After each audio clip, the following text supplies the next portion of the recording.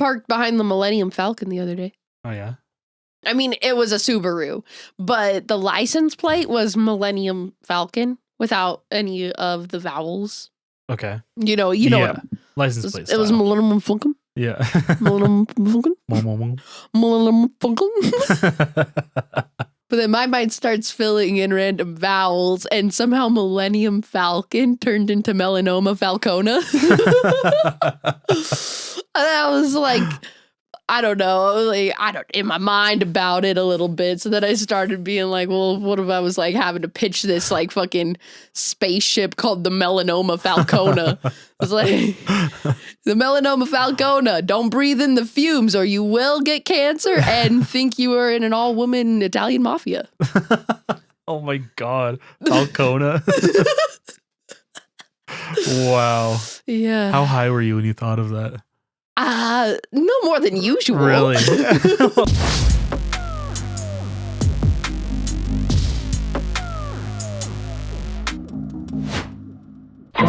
alert, we're revealing more secrets than a hidden camera in an old folks' home, so proceed at your own risk.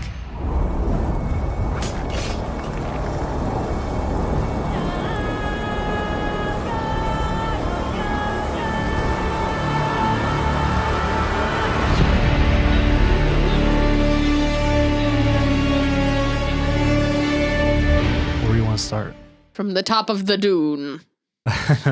We've been waiting for this day for a long time. Well, this is like probably the biggest movie to get affected by the strike. Yeah, for sure. Because out of all of the heartbreak I felt, this was the one that really just was hard to swallow. Yeah. This was a hard pill to swallow when it got pushed. But we made it there, and God damn it. And God damn it. What a fucking big, epic movie. We are living in a beautiful time where anybody with a computer can go out and learn how to make beautiful digital effects. Mm-hmm. And I think that as far as movie genres go, the sci-fi genre and the horror genres are impacted the most by this. Just getting to experience high-level filmmaking with that level of capability is, I think, the most exciting part of living in this day and age. Today, we get to witness Dune Part II. Yeah. And it is the pinnacle of what sci-fi cinema has to offer right now. Yeah, I completely agree. I like Dune 1 was sort of the bedrock of the story that is about to happen. Mm-hmm. And I loved it. I think everyone really loved the first Dune, but you could tell it was setting something up. And with Dune Part 2, we're sort of seeing what has been set up for us. And as far as the story goes, it is way more complex than the first one. A lot more moving parts, but it's executed so well and it is visually just amazing to look at that I agree. It is very exciting to have something of this caliber and this mature that has this much money put into it that we can experience. It is fucking dope. Doesn't it just like make you excited to go to the movies? This is why we do Couchlock. Yes, dude. Because of movies like this. So true. And like walking into the theater last night, it felt like that, and the energy was there. Like everything you want, and going to the movies was.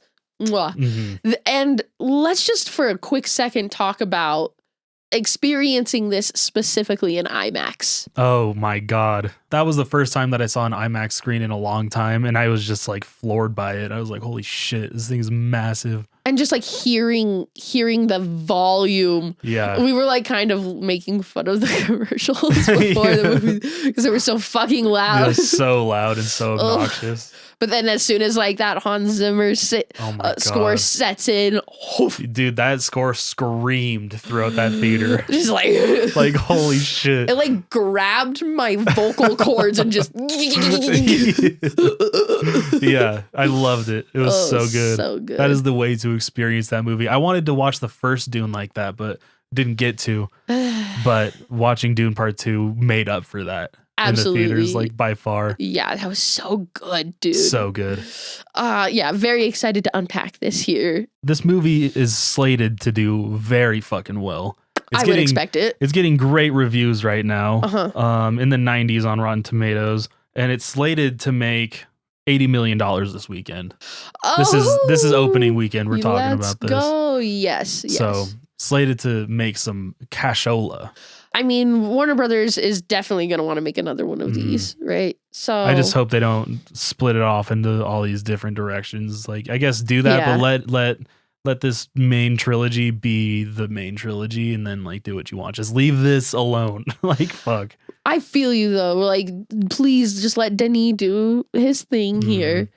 Let him cook. Speaking of which, I've heard that he's got another film in mind that he wants to go do before actually going to film a third part, if and when that happens, which I respect that. I feel like giving it a little bit of time, and also like just as a creator being able to like kind of give yourself a refresh. Coming back to it feels better. Learn something from a different film that you could bring to this. Exactly. And that's kind of the beautiful thing about Denis Villeneuve is that his films, like when you put them side by side, they're all so different from each other. Totally. And they're all fantastic. So good. I'm discovering how much I actually love his movies. Yeah, I mean, Prisoners Prisoners was excellent. So good.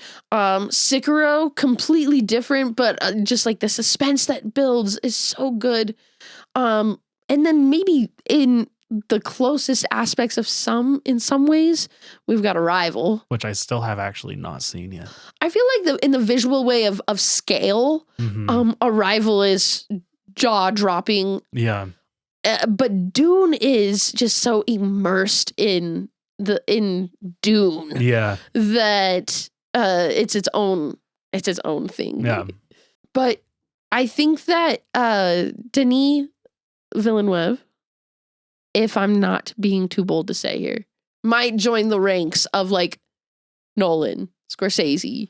Yeah, Kubrick. He's making these excellent movies of all different kinds and executing every single time. And he always seems so calm. He's always got just like this serenity to him. Yeah, absolutely. Dune Part II is a massive undertaking. And there's some bold decisions in this movie that pay off. Oh, yeah. Majorly. And I think a lot of people were afraid of the way that this film was going to lean into some of those different plot points. Like specifically, I was very worried about the way that the Chani Paul relationship was going to play out, because I really didn't want this to come across as some like love story, like romantic. Like, exactly. I totally know what you mean. Like, it's like good a to Twilight fucking. Yeah, we don't do that. These high budget movies do that all the fucking time. I mean, it's an easy cash grab to get the attention of a certain audience, but that's not what Dune is. No. And I feel like they captured the essence of that relationship in such a raw, like, and organic authentic way. Oh, that beautiful word. Yes, such an organic way, where it wasn't distracting. It was It felt true to the story. It felt like a natural progression. And you really felt their feelings towards each other. And Zendaya is so good in that role. Like, oh my God, I was actually blown away by her performance. I think she's the reason why that relationship it reads so well on screen. Because if she didn't play Chani in such a strong point of like a strong stance, the relationship would read as like a weak girl falls for the Messiah. You know? Right. But that's not what it is at all. She's very aware. She's a warrior. She's like trained deadly. And so for her to open up and become vulnerable to somebody is a lot for her character. Yeah. And you can tell that in the performance. So your blood comes from dukes and great houses. We don't have that here. Here, we're equal. Men and women alike. What we do for the benefit of all. Well, I'd very much like to be equal to you. Timothée Chalamet's performance, I'm not going to lie, was one of those things I was worried about. Yeah. Just because he doesn't always read as like a confident Paul Atreides who's about to go like take on the Emperor, you know, the whole galaxy universe. What is it? Universe? Galaxy. He mentions the galaxy in a this galaxy. movie. Yeah. He's got like giant galactic conquest. Yeah. But then it's like Timothy Chalamet. Right. No, totally. I was actually worried about that going into this as well. Well, how did you feel after watching this movie? After watching it, I was actually very happy. Yeah, me too, Very happy dude. with it. There were definitely moments, but by the end of the film, I saw a clear direction forward with his character, and I was very pleased with it. The Paul character, though, like you said, is really going through it, bro. Yeah. Well, and it's interesting to see a character like this fluctuate so much, and you're rooting for him, but when he ultimately makes these hard decisions that you don't necessarily agree with, you still have to be there with him. Oh, man. And it's hard. It's right? hard. Yeah, like we can't jump the gun too much here. I But know, yeah, that I know, final yeah. act is insane. Like, holy shit. Right away, Hans Zimmer's score, the Spice rules the, what does it say? Spice rules the galaxy. Whoever rules the spice rules the galaxy or something yes, like that. Yeah. dude. Spice is like kind of a crazy character in this universe to begin with, but we get a real big like dose of it in this movie. Yeah, so whereas the first one we got here and there, we see Paul get hit with some spice. This one, he is basically around spice the whole entire movie.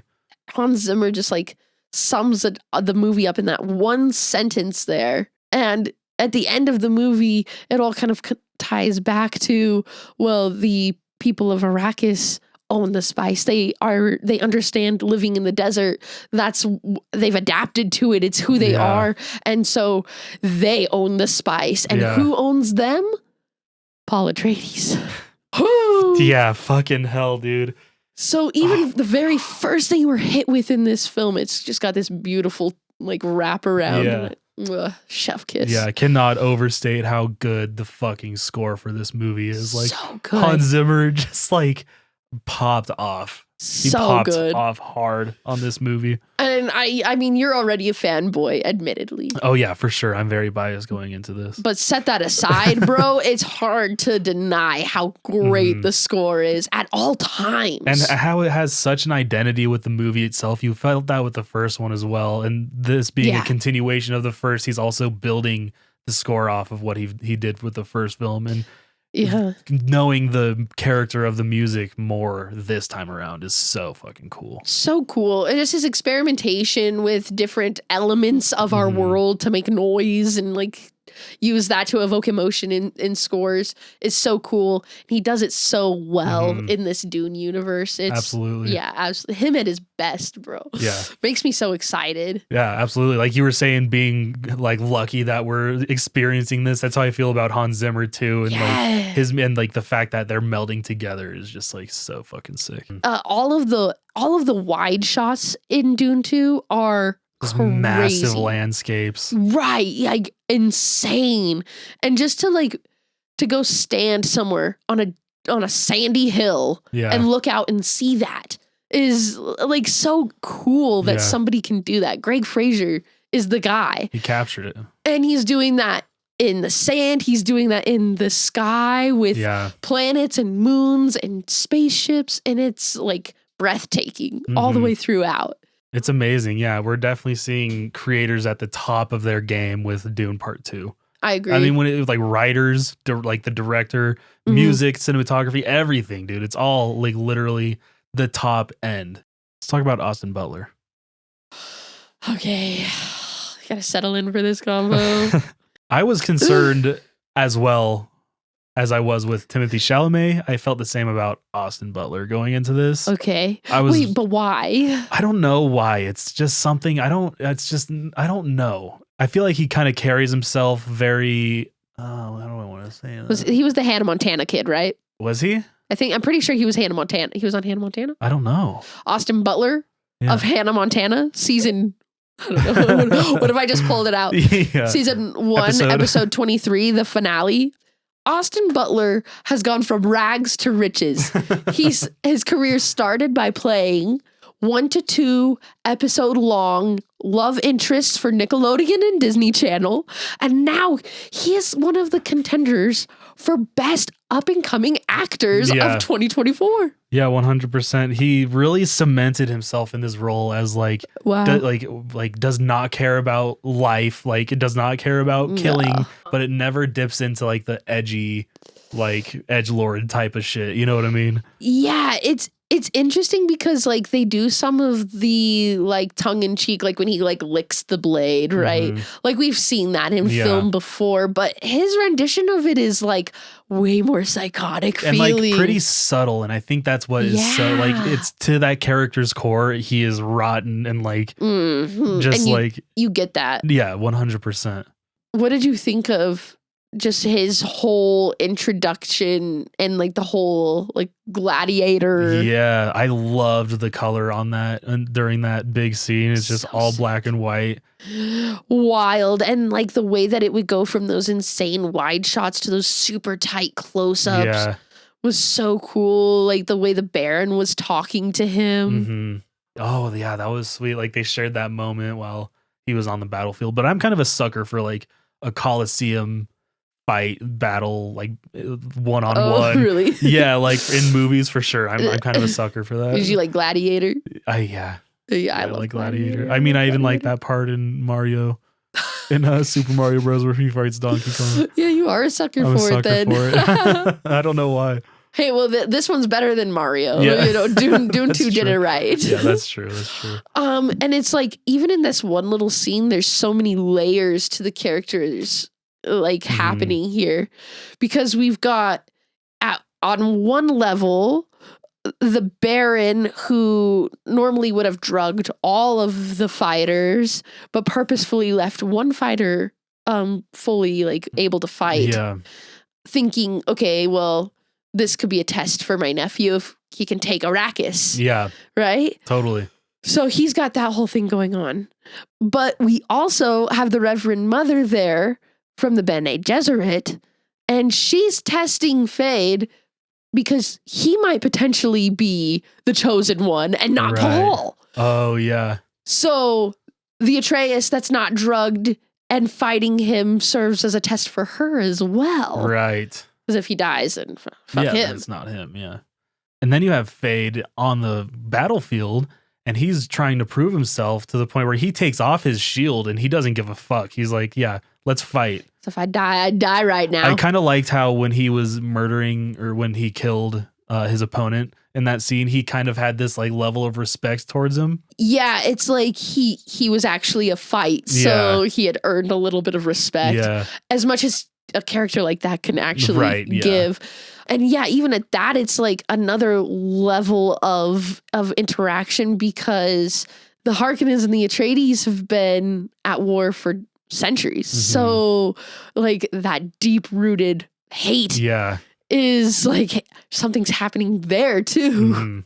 It's all just like all beautifully wrapped up. Yeah, great character. And then he's so fun to watch throughout his just like utter disregard for human life. Just like murdering his servants just back and forth. Like it's nothing. Yes. Just like quickly cutting their throat when they do something he doesn't like. Could talk about him all day though. Yeah, we'll come back to Fade because he plays an integral role in the very end of this film. As does a couple other newcomers.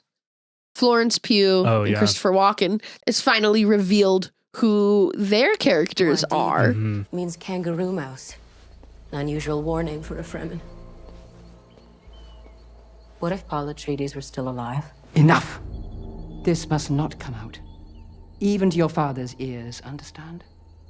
Christopher Walken as the Emperor and Florence Pugh as his daughter, who also seems to be involved with the Bene Gesserits. Yeah, of course. And yeah, she sort of has this political power position in the ranking as well. She also seems to be the most like even-minded, most logical character in the whole universe. And she just wants to desperately keep her emperor father alive, who keeps trying to take hits out on people and get himself killed. how did you feel about Christopher Walken? I don't know. He's Christopher Walken. He's great. I don't think he had any standout moments. Yeah. But he was fine. It's always good to see him walking around. Did we see him walk once in this movie? I don't know. Did he take a single step? He definitely fell to the floor. Oh, yeah. He was my least favorite character, I think. Yeah, I mean, really not much to him. Yeah. Florence Pugh was very fun to watch. She's always great. I love Florence Pugh. She was good. really good. She's so good in everything she's in. Yeah. I liked her a lot more in this than I liked her in Oppenheimer. That's for sure. Oh, yeah. She's definitely going to carry a role moving forward, too. So She's kind of got a pivotal role now. yeah, she's got a lot of weight all of a sudden put on her shoulders there. So we'll see what happens with her character. This is very much so just the setup for her, though. So we will see. Paul's mom definitely has a new sort of role in this movie as well, because she just goes batshit crazy. Her goal remains the same as part 1, though. She's still trying to get people to believe that Paul is the Messiah. Yeah, and it's interesting to see that sort of take place in her mind over her son, over her son himself. That's more important than her relationship with her son. Right. And so she's definitely pushing her own agenda, especially getting him to take the poison and become his next version of himself. So her plan is kind of coming true. And even in part 1, we see her kind of sacrifice him up to the Bene Gesserit with the pain box. True, yeah. And so yeah, why would we expect any different? The Arrakis people keep testing these prophecies, one of which is that the mother of the chosen one will drink the water of life, aka worm guts. Worm splooge. Gross. And what would normally be lethal would be survived by her. Yeah. So what happens? She tries it. She gets hooked one time. Even one time. That's all it takes, kids. And now she's crazy Reverend Mother of the chosen one. Yeah. He's fulfilling prophecies. He rides the biggest grandparent worm or whatever. Grandpa worm. Back in my day, we rode worms twice as big. Don't worry about him. That's just my grandpa worm.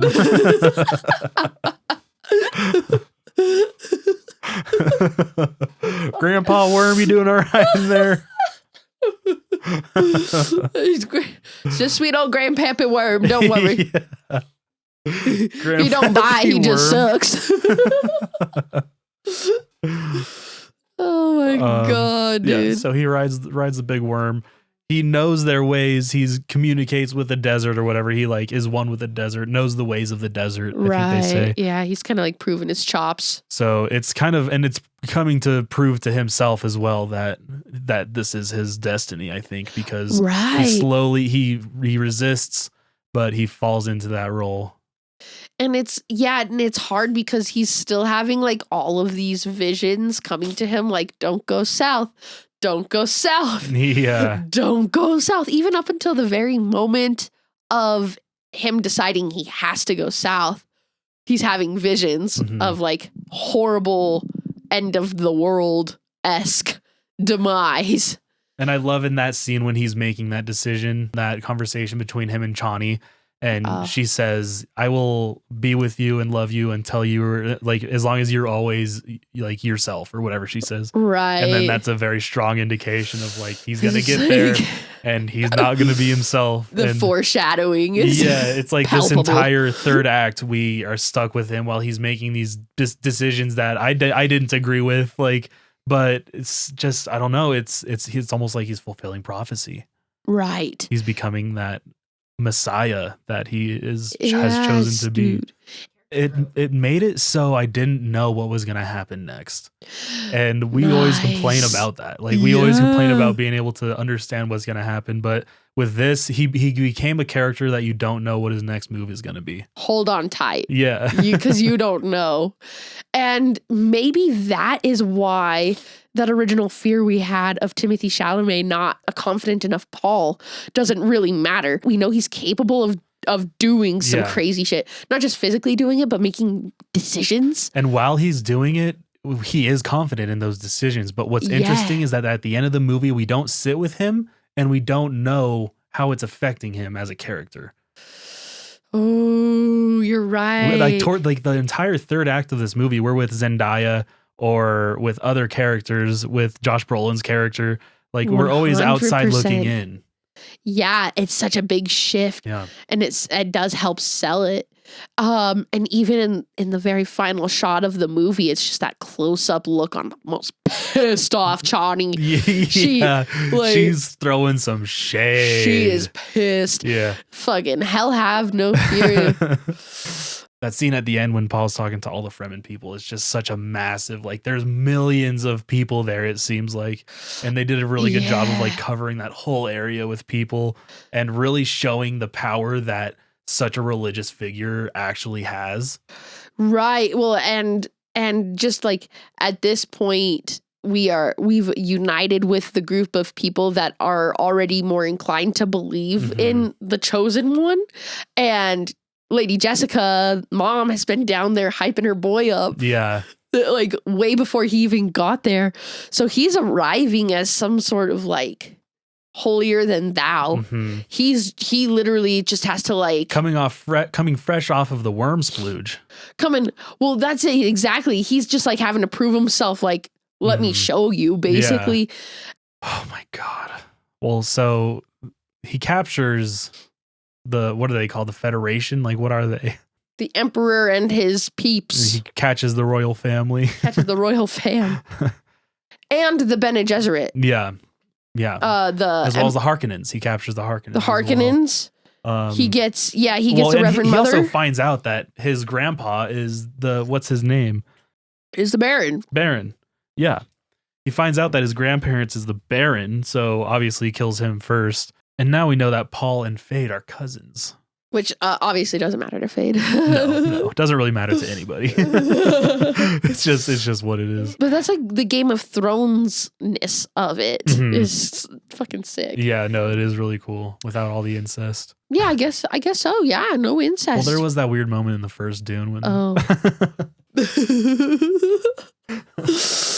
Oh my fucking God. But yeah, after that big battle, the Emperor gets captured. Everyone gets captured by Paul, and then Paul and Fade do get out to the death. Well, it's kind of like a checkmate moment for Paul, right? He got all of them together. He slaughters all the Harkonnen except for Fade. Yeah, I don't know. Well, he kills his grandpa. That was, he was out for blood for that one. Oh yeah, Dave Bautista's dead by now, right? Oh yeah, Dave Bautista's gone, which he was fun, and he was fun to watch in this role, I think. He did well. Yeah. I think, I don't know, Dave Bautista is kind of a one-trick pony. Is that bad to say? No. Just whisper it into the microphone. Ouch. May thy knife chip and shatter. May thy knife chip and shatter.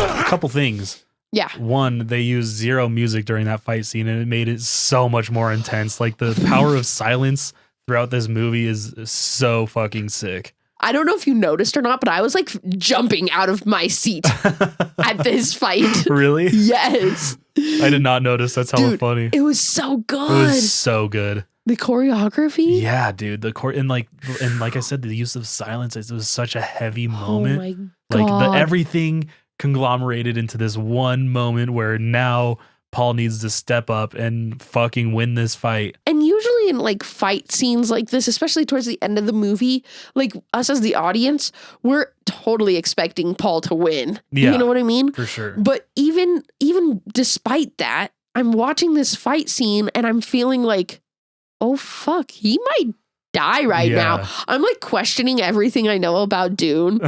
Right. Yeah. Gurney attempting to step in for Paul and Paul taking it and saying like, no, this is my fight. Oh, but also like Gurney, like knowing that he would probably die in that fight. Like totally. He's like, no, you're too important. Like somebody's going to die right now. It's going to be me. Yeah. It's like, God damn it, man. Why are you? Yeah. He's such a fun character. I also, another thing about Gurney that I really enjoyed, this is just kind of fat here, but like, you know what I mean? It's fine. It's fine. I really enjoyed how when Paul was starting to go into his Messiah complex, sort of like, I'm the chosen one. You guys are going to listen to me. He was like, he had a look of concern on his face. But the second that Paul took out his ring, put it on his fingers and said, I am House of Atreides. Yeah. I'm House Atreides. Like I'm son of Leto Atreides. Immediately Gurney got a smile on his face and he was all on board with it. He, like all he needed to do was for him to claim his lineage and like he was all about it. It's just like, and like, I got all of that in like 2 seconds of a scene. So good, right? Like he just flipped on a switch and I was like, damn, like that says a lot about where his motives are and his belief in Paul. Gurney's one of those characters that like really grounds him to the Atreides. And since they were all but destroyed in part 1, I feel like Gurney is a very important character now because he really is what like the representation for the Atreides here outside of Paul, who is obviously going like way far down a different path. Yeah, you have like the Atreides and the Fremen side and Paul's getting pulled in both directions. Exactly.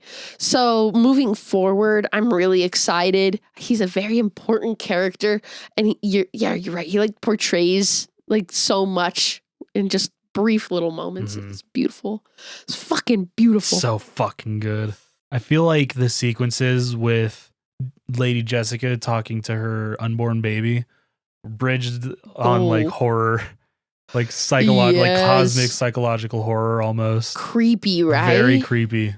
Yeah, because like the House Harkonnen all have like a very specific look to them. And I don't, that like Lady Jessica's fetus kind of looks like. Yeah, that's true. I mean, is that just normally what a fetus looks like? Do they? You calling that fetus ugly? I was calling Austin Butler a fetus. Kind of does look like a fetus. Right? Just completely bald. I was like, wow, yeah, I see the resemblance. That's hella funny. Strong family genes the Harkonnens have. Neither of them were talking to this unborn, like Paul's unborn sister until after they took the worm jizz. So like, it really makes me question. And then that's when Lady Jessica started acting all fucking crazy towards Paul too. So like, I kind of I have suspicions about this unborn sister of Paul's. Yeah, it seems creepy, right? Yeah. Little sus. We'll definitely have to find out more because so far it seems like she's there to help Paul, but also it seems like she might try to, I don't know either. It's just, it makes it seem like they're going down a darker road than they were initially planning to. Part 1 really felt like an intro, whereas part 2 is a chapter of this story. Mega chapter. Yeah, we really see a lot of character growth like across the entire cast of characters here. And visually, I think we see more of Arrakis, which is really exciting. The fighting was epic. The colors, the score, it was all just so magnificent. Surrounded by a story that you can't really tell what's coming next. It feels like there's one vision to it. And we are on this crazy fucking journey. Dude, and I don't want off. I would go watch it again right now if I could. I know, dude. Yeah, we should go see it again. Absolutely. I want to watch both of the movies like back to back. Like hit it all in one big showing. It's a lot of Mongolian throat singing. Oh. I'm into it. How do you feel about them sucking the water out of corpses? That was brutal. Dude. I was also experiencing some like cotton mouth at that point, and I was really in need of some water. This is not good right now. It's like, wow, I'll drink that body water right now. Oh my God. I do like how the Fremen used the water of the bodies of the dead to go into this like sacred river or sacred pool in like underground. I thought that was really neat and nice way to show their culture and how they respect their dead. This pool of souls. Yeah. Like nothing is wasted. Yeah. All back to the earth kind of thing. Mm-hmm. But no one drinks this water. Which makes it so sad at the end when it fucking... Mm-hmm. Yeah, fuck, that's true. Yeah, it did add a lot of weight to that. Yeah. But don't worry. Paul is here to lead you to paradise. Paul says, yeah, now both of our families are dead. Come with me. The first and second part of these stories end in Paul in a duel to the death. Oh. And I wonder if that's something that is going to continue. Yes. Oh, I love that. Yeah. Yeah, you're totally right. They totally mirror each other. Like on different And scales, different levels. and he's upped a little bit each time too. Yeah, skill level and like the stakes. I wonder what the final shot is in Dune Part 1. Is it a close-up on somebody's face? I don't know. Because the ending of this one is a close-up on Zendaya's face. And I find that interesting. Me too. It struck me as like the moving forward, we're going to get more of her.